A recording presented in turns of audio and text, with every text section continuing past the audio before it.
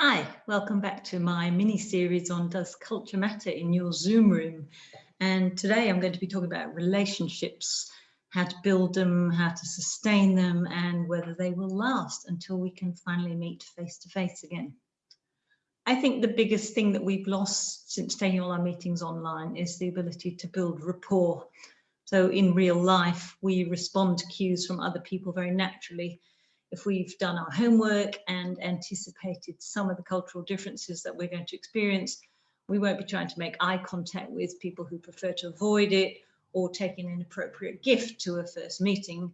But even if we haven't, we will hopefully notice that, for example, they lean back in their chair if we get too close or are too enthusiastic and disclose too much personal information. We can follow their speech patterns and volume. We can make small talk and we can find something that we can share. These observations are all a lot harder to make online. For a start, we're reduced to a head and shoulders version of ourselves, and that's much harder to read.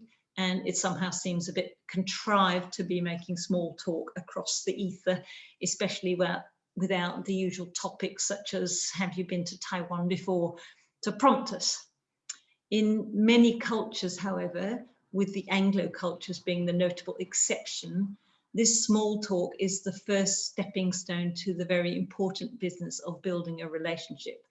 So small talk paves the way to find out about your professional experience, your education, and even your family.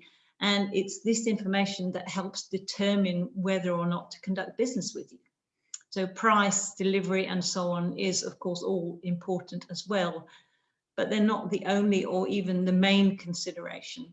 For relationship cultures, such as Brazil, Saudi Arabia, Malaysia, taking the time to enjoy dinners and rounds of golf together is a demonstration of how much you value that relationship.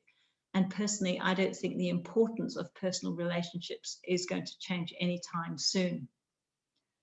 So while, of course, we can't do any of these things from our Zoom room, we can take and make the time for small talk. We can ask questions about life over there, and we can follow up on our next call. If we're on a giant Zoom call of 30 people, then we can schedule a one-to-one with people. We can send relevant photographs of ourselves. So this is me hiking in Taroko National Park last time I was in Taiwan, for example. And we can warm up our Zoom relationships and make them the next best thing to being there. Thanks for joining me. Don't forget to share your experiences in the chat. Tomorrow I'm going to be talking about etiquette and how much it still matters even in the Zoom room. That's me, Patty at Cultural Chemistry. See you tomorrow.